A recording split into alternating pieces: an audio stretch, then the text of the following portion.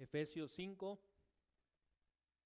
versículos del 1 al 20. Estamos como iglesia desarrollando una campaña en donde estamos observando a la luz de esta carta a los Efesios, pues cómo el Señor nos ha capacitado y nos ha provisto todo lo necesario para que ustedes y yo juntos como iglesia seamos una iglesia sana para la gloria de Dios. Y hemos estado ya por 6 semanas observando tanto los rasgos que tiene una iglesia sana, como también todo aquello que Dios nos ha dado para poder adquirir realmente la capacidad de glorificar y darle a Dios la honra de vida. Hemos estado viendo que el Señor nos ha bendecido, que el Señor nos ha reconciliado, que el Señor nos ayuda a desarrollar un ministerio, a desarrollar y adquirir también madurez. Y el día de hoy, a través de esta porción, Efesios 5, versículos del 1 al 20, quiero que juntos observemos cómo Dios también nos transforma a cada uno de nosotros para darle la gloria a su nombre. Por eso es que el sermón de esta tarde, hermanos, lo he titulado de la siguiente forma: transformados para la gloria de Dios. Transformados para la gloria de Dios. Y quisiera comenzar, hermanos, el sermón de hoy diciéndole que esta carta a los Efesios que estamos estudiando en esta campaña no solamente es una joya doctrinalmente hablando, no solamente nos enseña las bases que nosotros debemos creer como cristianos, sino que también el apóstol Pablo, a través de esta carta para la iglesia en Éfeso, nos hace a cada uno de nosotros como cristianos un llamado urgente y un llamado profundo a andar conforme a la nueva identidad que hemos recibido en Cristo. Y que a pesar de que ustedes y yo estemos en un mundo lleno de oscuridad, lleno de maldad, lleno de tinieblas, cada uno de nosotros entienda que hemos sido transformados ya para la gloria de Dios. Pero Pablo por eso es que nos llama y nos exhorta a que como creyentes reflejemos en nuestra vida la gloria de aquel que nos ha llamado a salvación.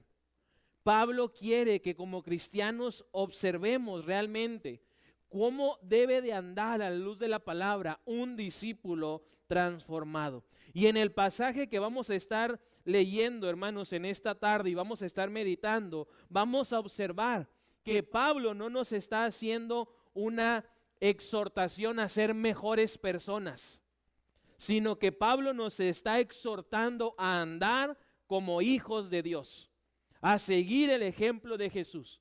La transformación que Cristo ha obrado en nuestra vida no solamente es un ajuste, como lo hemos venido diciendo, sino que es una transformación, una regeneración profunda que debe empezar de adentro y debe llevar esto hacia afuera.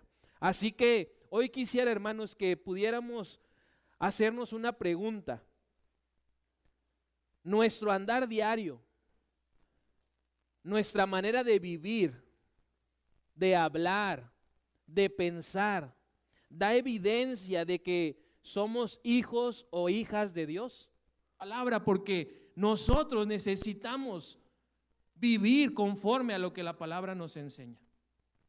Necesitamos hacer ajustes en nuestra manera de vivir, porque ya hemos sido transformados por Dios.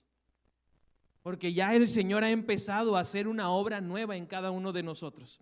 Y para ello quiero que, basados aquí en Efesios 5, versículos del 1 al 20, respondamos esa pregunta que está ahí en la pantalla. ¿Cómo anda un discípulo que ha sido transformado? ¿Cómo anda un discípulo que ha sido transformado? Y vamos a responder de 3 maneras. Así que yo quisiera que usted pueda poner atención y tomar apuntes para que al final cada uno reflexione, examine si su forma de vivir está reflejando esa transformación. En primer lugar, hermanos, un discípulo transformado anda en amor. Un discípulo transformado anda en amor. La palabra de Dios aquí en Efesios capítulo 5, hermanos, versículo 1 y 2 nos dice: por tanto, sean imitadores de Dios como hijos amados y anden en amor, como Cristo también nos amó y se entregó a sí mismo por nosotros, como ofrenda y sacrificio, en olor fragante a Dios. Entonces, la primera manera en la que un discípulo transformado anda es en amor. Pablo, hermanos, comienza aquí diciéndonos que nosotros como hijos de Dios debemos anhelar y tener como meta ser como Cristo, parecernos a Dios. Cuando uno es pequeño, cuando uno es niño y alguien viene y le pregunta, ¿qué quieres ser de grande? El niño o la niña va a responder, yo quiero ser como mi papá, yo quiero ser como mi mamá. Y Pablo dice que como hijos de Dios debemos también anhelar y tener como nuestra meta parecernos a nuestro Padre, parecernos a Dios. Y hay una característica de Dios que cada uno de nosotros podemos imitar, a pesar de estar en un mundo lleno de oscuridad, a pesar de estar en un mundo lleno de maldad, es justo esa característica del amor. La palabra de Dios nos dice que el que no ama no ha conocido a Dios, porque Dios es amor. Pero también Jesús nos dice que el mundo, la gente que nos rodea va a conocer y va a saber que somos sus discípulos de la forma en la que nos amemos. Por eso es que Pablo aquí encierra nuevamente esa idea y dice que un discípulo transformado anda en amor. Cuando vivimos en amor, como cristianos, damos evidencia clara de que Dios está en nosotros. No es algo fácil, no es sencillo andar en amor. Y más cuando vemos que hay un mundo que nos rodea y que muchas veces nos invita a hacer lo que no agrada al Señor, a andar en pleitos, en discusiones, incluso a odiar a las personas. Pero la palabra de Dios nos dice que el Señor nos pide y espera que nosotros nos amemos para demostrar que en verdad somos sus hijos, para demostrar que en verdad hemos sido transformados. Por eso es que Pablo en el versículo 1 dice, si somos hijos de Dios, Él espera que andemos en amor. Él espera que seamos como Él. Y para lograr esto es necesario, dice Pablo, practicar dos acciones. La primera, imitar a Cristo. Si una persona, hombre o mujer, va a andar en amor, debe seguir el ejemplo de Cristo. Debe imitar a Jesús, dice el versículo 1, la primera parte. Por tanto, sean imitadores de Dios como hijos amados y anden en amor como Cristo. Pablo nos está diciendo, hermanos, que el patrón, el ejemplo que tú y yo debemos seguir es el ejemplo de Cristo. Cristo siempre va a ser el que nos modele cómo andar en amor, porque Él mientras caminó aquí en la tierra anduvo en amor. Amó a sus enemigos, no solo a los que lo querían y lo aceptaban. Y nos da a Cristo el ejemplo de cómo nosotros podemos andar en amor. Nunca habrá un momento, hermanos, en que Cristo deje de ser nuestro patrón a seguir, nuestro modelo a imitar, porque Él es la prueba de que sí podemos andar en amor, pero necesitamos seguirlo. Si decimos que andamos en amor, debemos seguir su ejemplo, siempre, siempre, en todo momento. Y el ejemplo de Cristo consistió básicamente en demostrar amor. El acto más grande del que ha sido testigo el mundo y la humanidad es el acto de entrega por amor de Cristo en la cruz. En ese momento realmente nosotros recibimos el ejemplo a imitar, y es también dar nosotros la vida por aquellos que nos rodean. Y cuando hacemos eso, entonces podemos decir que andamos en amor. El acto más grande del que ha sido testigo el mundo es cuando Jesús se entregó en la cruz por amor. El perfecto, el santo, se entregó por nosotros, los pecadores que estábamos perdidos. Y debido a este acto sublime de amor, a este acto sacrificial, es que Dios nos ha aceptado como sus hijos. Es que Dios nos ha hecho parte de su familia. Y para que usted y yo respondamos de una manera correcta a esa acción en la que Dios nos adopta por medio de Cristo, necesitamos entender que hay que responder en amor y que hay que imitar a Cristo para que entonces de manera correcta vivamos como discípulos transformados para la gloria de Dios. Para andar en amor, entonces debemos imitar a Cristo. Pero Pablo también nos dice en el versículo 5 que además de imitar a Cristo hay que abandonar el falso amor. Dice la palabra, pueden estar seguros de que ninguna persona inmoral, impura o avara heredará el reino de Cristo y de Dios, pues el avaro es un idólatra que adora las cosas de este mundo. Así que si queremos evidenciar y reflejar que andamos en amor, debemos también abandonar todo falso amor. Y Pablo nos dice que es una decisión que cada uno de nosotros debemos de tomar. Y así como vemos que hay un verdadero amor, vemos también que Satanás se ha encargado de crear copias falsas de ese verdadero amor. Y nos dice aquí Pablo que hay formas de amor que no son verdaderas, que aunque pretenden ser originales, no son más que copias sin un valor alguno. Y de ellas nosotros nos debemos cuidar, de ellas nosotros nos debemos deshacer porque nos impiden vivir en amor.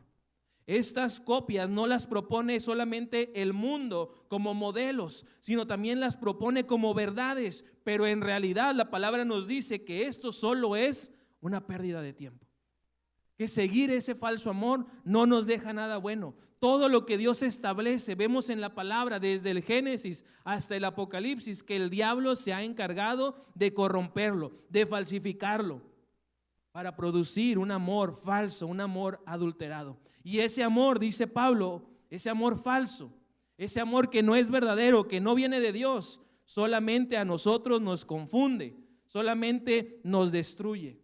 Y además es algo que caracteriza a los hijos del diablo. Aquellos que andan siguiendo esto, hermanos, que Pablo dice, están evidenciando con su manera de vivir que son hijos del diablo, porque están persiguiendo ese amor adulterado que resulta en las obras de la carne: fornicación, inmundicia, suciedad moral y además codicia. Y eso a muchas personas les parece atractivo, les parece prometedor, pero es una forma en la que el diablo se está encargado de confundir a los verdaderos hijos de Dios, poniendo esos falsos amores delante para que no sigan el verdadero amor y el ejemplo de Cristo. Pablo, si usted observa, continúa aquí en el pasaje su advertencia contra este falso amor, diciendo que como cristianos no solamente debemos abandonarlo, sino abstenernos de toda clase de amor falso.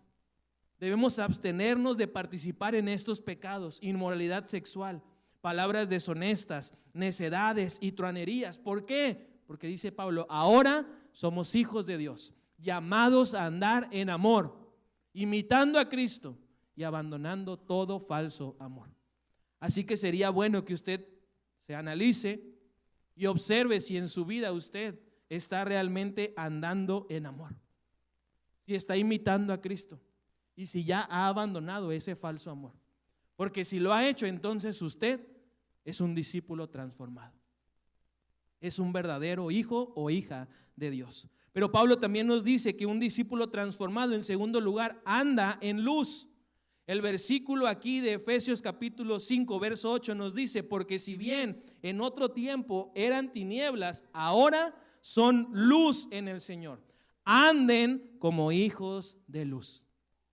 Y si se da cuenta, hermanos, no es una sugerencia, es un mandato.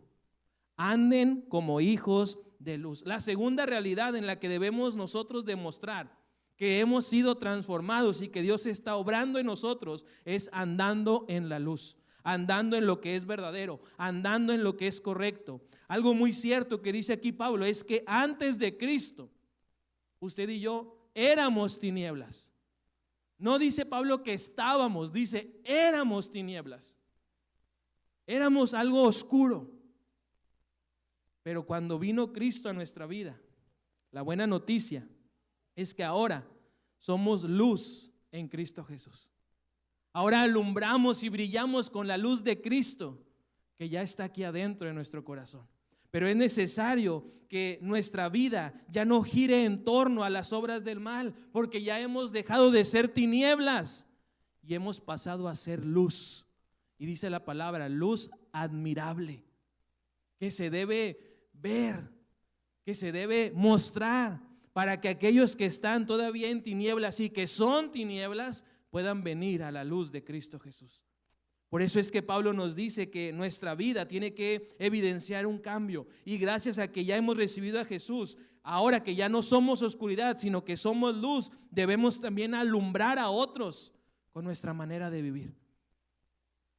Debemos nosotros ser el testimonio de que Dios puede y quiere transformar a las personas, de las tinieblas a la luz admirable.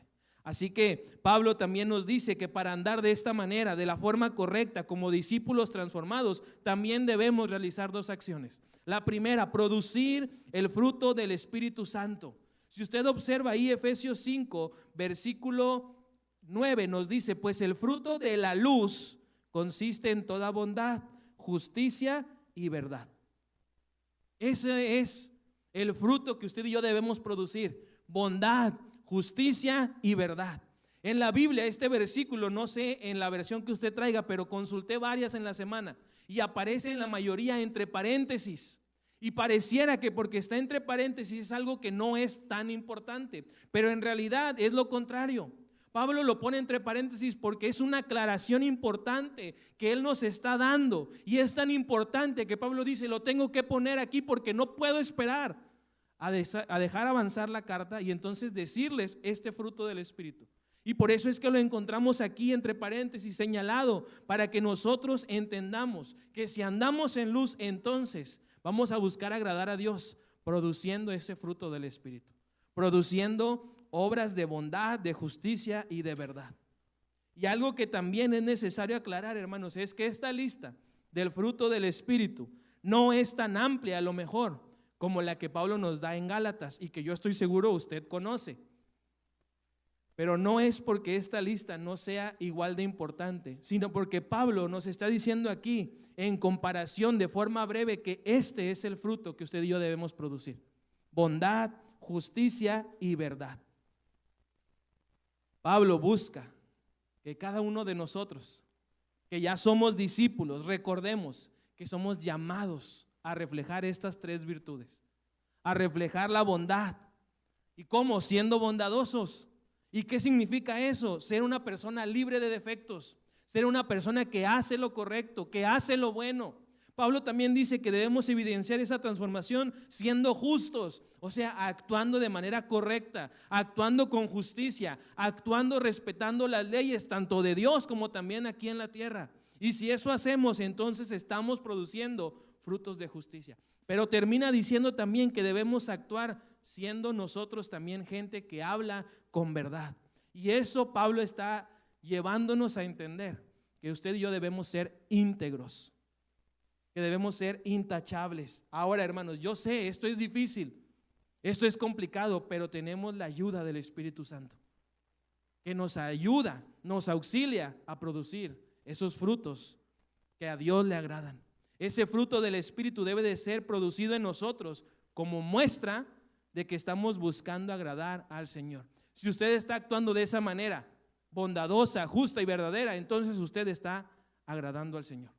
Y es algo visible para todos, porque estamos viendo cómo se esfuerza para producir ese fruto, porque anda en la luz.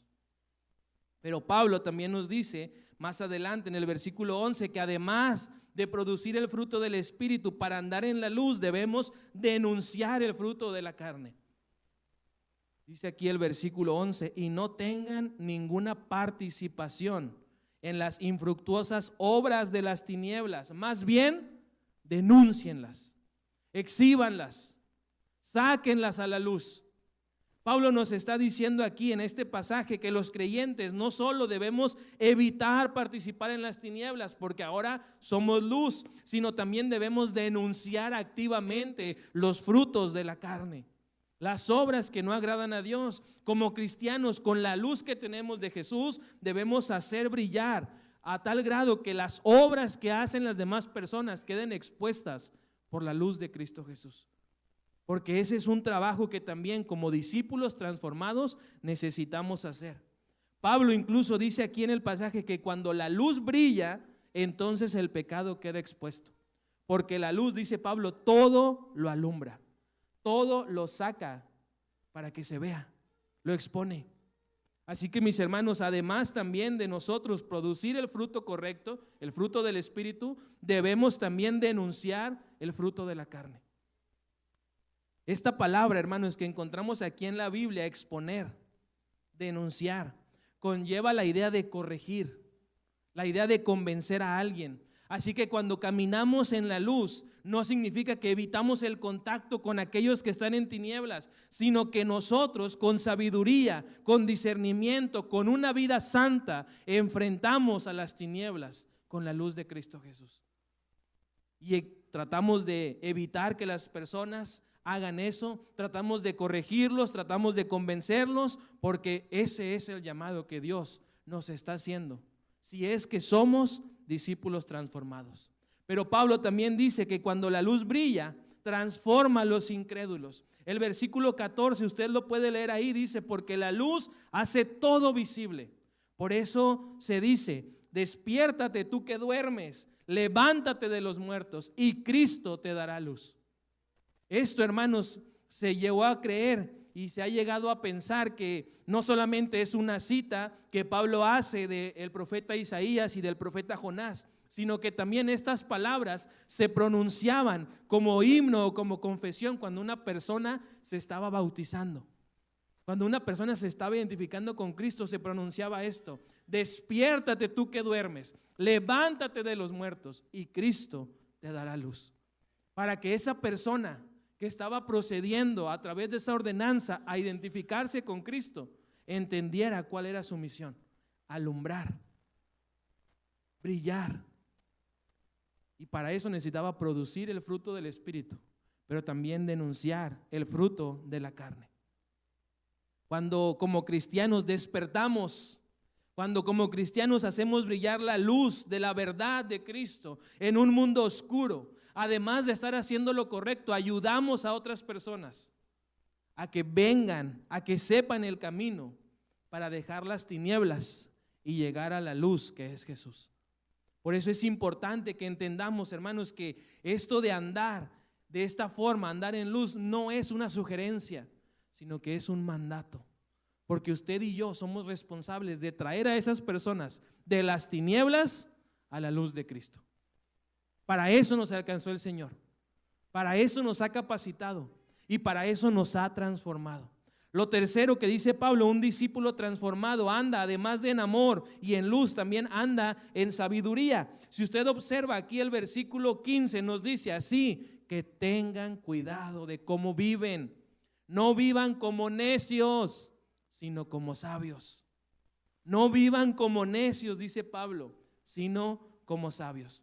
El llamado que nos hace Pablo concluye y nos exhorta a vivir con sabiduría, a andar en sabiduría. Y para ello necesitamos nosotros caminar con cuidado, necesitamos aprovechar bien el tiempo, las oportunidades, los recursos que Dios nos ha dado. Y además también necesitamos entender la voluntad del Señor. Y si hacemos esto, entonces andamos en sabiduría, andamos de una manera correcta como discípulos transformados. El texto, si usted observa, nos explica de manera clara lo que significa prestar atención, aprovechar bien el tiempo y vivir con sabiduría, porque el creyente debe caminar delante de los de afuera como ejemplo, con el propósito de que esa gente vea la transformación que Cristo hace a través del Evangelio. Y que no solamente la gente vea que en su vida ha ocurrido una transformación, sino que esa gente entienda que también en su persona puede suceder lo mismo. Pero muchas veces nosotros nos caracterizamos por andar como necios, por andar como insensatos y no andar en sabiduría. Pablo también nos dice que si queremos realmente andar como sabios, necesitamos realizar dos sencillas pero necesarias acciones. En el versículo 16 usted encuentra la primera acción: aprovechar bien el tiempo. Una persona que anda en sabiduría va a aprovechar bien su tiempo, sus 24 horas del día, va a aprovechar las oportunidades que Dios le da. ¿Por qué? Porque está queriendo andar en sabiduría. Dice aquí el pasaje, aprovechando bien el tiempo, porque los días son malos. Por eso, porque los días son malos, usted y yo tenemos que aprovechar bien el tiempo. Tenemos que aprovechar bien el tiempo.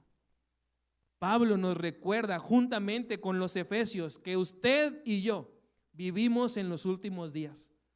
Por lo tanto, la forma en la que vivimos es algo importante. La forma en la que nosotros actuamos es demasiado importante de revisar y examinar y cambiar si nos damos cuenta que no estamos andando en sabiduría.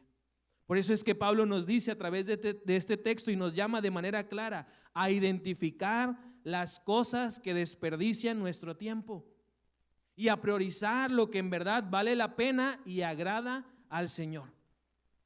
Como discípulos transformados, como hijos e hijas de Dios, debemos aprovechar al máximo nuestro tiempo y debemos hacer brillar con pasión la luz que hemos recibido en este mundo que está en oscuridad. Cuando alguien hace eso, entonces está aprovechando bien su tiempo. Y cuando alguien hace eso, al momento en el que esté delante del Rey y esté dando cuentas, esa persona que anduvo en sabiduría y que aprovechó bien su tiempo no se va a arrepentir de haber invertido su vida con sabiduría. Pero la cuestión y la preocupación, hermanos, en el presente es que hoy en día muchos cristianos con tanta facilidad dicen: es que no tengo tiempo, es que no me alcanza el día, es que no me alcanzan las horas. Y sin darse cuenta, esas personas que dicen: es que no tengo tiempo, es que no me alcanza, es que no me rinde el día, están diciendo que no andan en sabiduría, que no están aprovechando bien su tiempo. Porque si lo hicieran, las 24 horas que Dios nos da a todos por igual nos alcanzarían para hacer nuestras actividades. Pero hay muchas personas que piensan: no, es que a aquel a lo mejor le alcanza el tiempo porque Dios le da 25 horas o 26 o 27. Pero todos por igual recibimos la misma cantidad de tiempo, 24 horas al día. La diferencia es que hay gente que anda sabiamente porque aprovecha su tiempo, lo invierte en las cosas del Señor. Y no solamente hace lo urgente, sino hace lo importante. Porque muchas veces por dejar de hacer lo importante es que ustedes y yo no aprovechamos bien el tiempo. Nos llenamos de ocupaciones, de actividades que simple y sencillamente no nos ayudan a aprovechar bien el tiempo. Pero Pablo después también nos dice que hay otra segunda acción.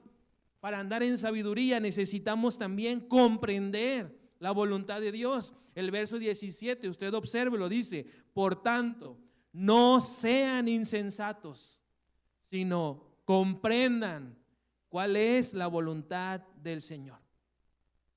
Pablo en este pasaje se refiere a la voluntad de Dios que ya nos ha sido revelada. ¿Y cuál es esa voluntad de Dios revelada? Esta. Si queremos realmente andar en sabiduría, Pablo nos dice que hay que comprender la Biblia. Aquí encontramos usted y yo la voluntad de Dios. Necesitamos entender que la Biblia nos revela la voluntad de Dios. Y si queremos andar en sabiduría, hay que comprender la palabra de Dios.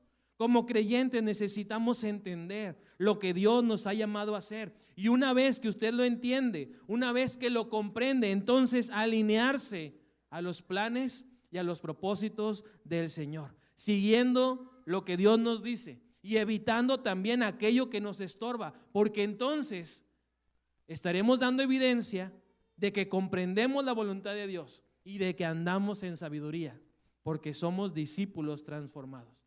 Al hacer esto, entendemos que la voluntad del Señor, hermanos, significa vivir una vida como la de Jesús.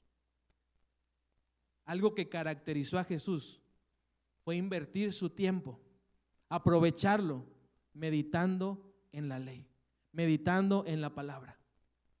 Y algo que no caracteriza a los cristianos en la actualidad es justamente eso, que no estudiamos la palabra, que no le damos tiempo al estudio de la Biblia y por eso no comprendemos la voluntad de Dios. Yo he platicado con algunos de los jóvenes de la iglesia y muchas veces tienen esa duda: es que no sé cuál es la voluntad de Dios, es que no comprendo qué es lo que Dios quiere para mí. Y lo que les pregunto directo: ¿estás leyendo la Biblia?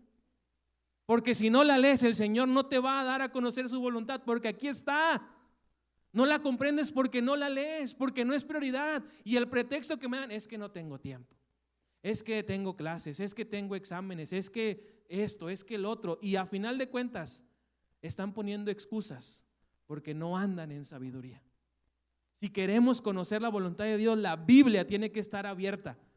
La Biblia tiene que estar aquí y nosotros estar estudiándola, estar meditando en ella. Porque luego hay gente que dice, no, es que yo recibí la voluntad de Dios en visión, en sueño, a través de una profecía. Aquí está, hermanos, lo que necesitamos conocer. Todo lo demás que la gente a veces le dice con buenas intenciones, aquí está. Los sueños que a veces usted sueña, muchas veces producto de lo que cenó, aquí están. No necesita usted esperar y pedir revelación y visión y sueños. La Biblia nos es suficiente. La cuestión es que no la estamos abriendo, no la estamos estudiando y por eso no comprendemos la voluntad de Dios. O peor aún, hay gente que solo quiere conocer la voluntad de Dios. No, es que yo sé que Dios quiere que le sirva, pero no le sirvo. Conozco la voluntad de Dios, pero no hago la voluntad de Dios. Y Pablo dice que una persona no nada más se va a llenar con conocer la voluntad de Dios, sino que va a comprenderla. Y comprender es ponerla en práctica. Comprender es llevarla a la acción. Usted no puede decir que comprendió algo si no lo está practicando. Y ahí es donde yo creo que como iglesia necesitamos revisar, hermanos, cada quien de manera personal nuestra vida. Porque a lo mejor ya conocemos la voluntad de Dios, conocemos lo que Él nos pide, lo que Él quiere que hagamos, el llamado que nos ha dado, pero simplemente no estamos aceptando su voluntad. Porque a lo mejor no es lo que yo quiero, porque a lo mejor no es lo que yo espero, porque a lo mejor no me gusta. Y por temor, por miedo, por vergüenza, por orgullo, no estamos viviendo bajo su voluntad. Si queremos andar como discípulos transformados, dice Pablo que debemos andar en sabiduría. Y para ello necesitamos y debemos comprender la voluntad de Dios. Así que, hermano, busque estudiar la palabra, busque leer la escritura, meditar en ella y le aseguro que usted va a comprender la voluntad de Dios, que usted va a vivir bajo la voluntad de Dios.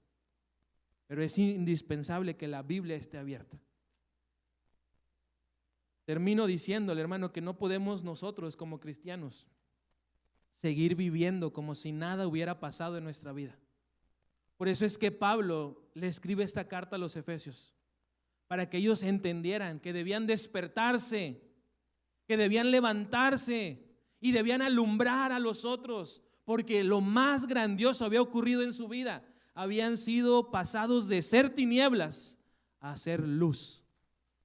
Y Pablo dice, eso lo tiene que ver la gente, eso lo tiene que notar la gente, y no nada más dentro de la iglesia, principalmente allá afuera. Usted y yo somos llamados por Dios a ya no vivir como necios, de forma imprudente, haciendo alarde de nuestras obras de maldad, sino que seamos sabios, seamos diligentes. Dios nos está llamando a eso. El Señor, a través de este pasaje y a través de esta predicación, nos está invitando a construir con la ayuda del Espíritu Santo nuestra vida por completo sobre la roca que es Cristo, y que a diario cada uno pidamos la dirección del Señor. Así que, hermanos, debemos nosotros, como muestra de la transformación que Dios ha hecho en nuestra vida, entender que es necesario andar en amor, que es indispensable andar en luz y que es un mandato andar en sabiduría. No es una opción, no es una sugerencia. Observe el pasaje. Pablo no les está diciendo, Efesios, les sugiero, les recomiendo. No, Pablo les está diciendo, anden. Y es una orden, es un mandato, y no de Pablo, sino de Dios. Dios anhela que como sus hijos abandonemos el falso amor, que como sus hijos denunciemos, pero también desechemos, saquemos de nuestra vida el fruto de la carne. Y sobre todo, Dios anhela que como sus hijos dejemos de ser insensatos. Y para ello debemos nosotros andar de una manera firme y convencida como hijos de Dios, como discípulos transformados. Y para ello hemos visto el día de hoy que es necesario imitar a Cristo, que es necesario producir el fruto del Espíritu y también vivir con la ayuda de Dios, aprovechando bien el tiempo y comprendiendo y haciendo la voluntad de Dios una realidad de nuestra vida.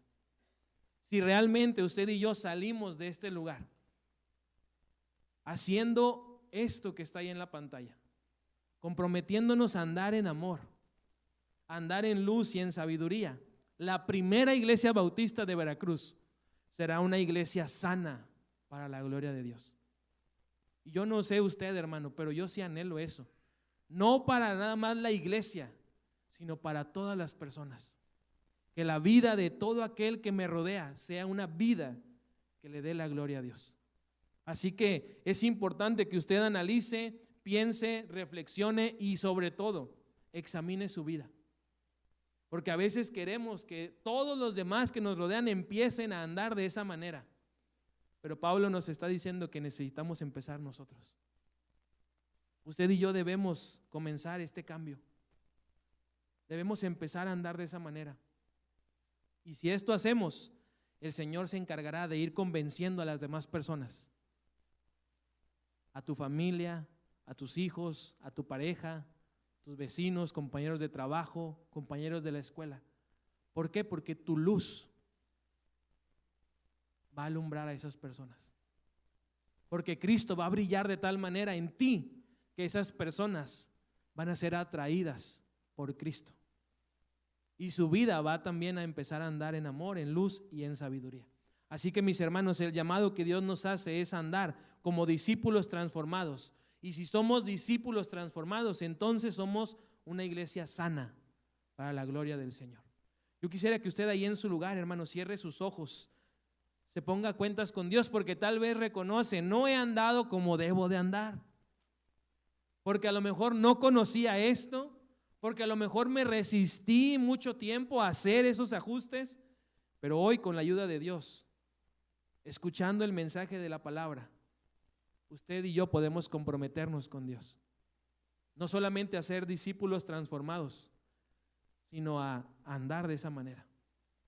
Así que ahí en su lugar cierre sus ojos y ore junto conmigo, y en su lugar usted hable con Dios, comprométase con Él. Nuestro buen Dios, te damos muchas gracias, Padre, porque podemos entender a la luz de tu palabra, Señor, que tú anhelas que seamos discípulos transformados, que andemos como verdaderos hijos tuyos.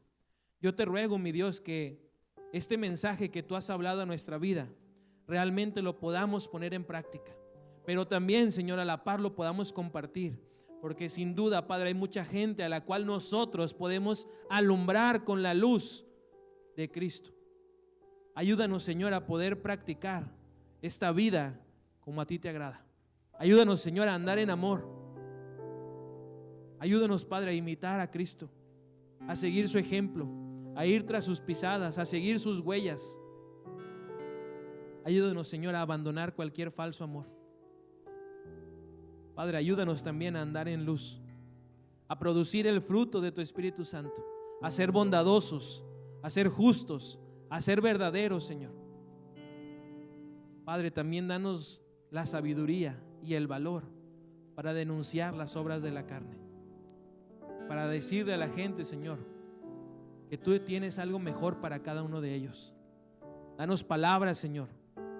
Danos el tacto también, Señor, para hablar de una manera correcta y producir en las personas un cambio y un arrepentimiento con la ayuda de tu Santo Espíritu. Padre, ayúdanos a andar en sabiduría. Ayúdanos, Padre, y muéstranos cómo podemos aprovechar bien el tiempo. Y sobre todo, Señor, ayúdanos a comprender tu voluntad. No solamente a conocerla, sino a comprenderla y vivirla, Señor. Porque anhelamos como iglesia ser una iglesia sana para honra y gloria de tu nombre. Y reconocemos que para ello debemos ser discípulos que reflejan esa transformación. Y aquí estamos, Señor, delante de ti, hablando contigo para que el compromiso que estamos haciendo realmente lo podamos cumplir con tu ayuda y para tu gloria. Esa es nuestra oración, Señor, como iglesia. Todo esto te lo pedimos en el nombre poderoso de Cristo Jesús, nuestro Señor y nuestro Salvador. Amén y amén.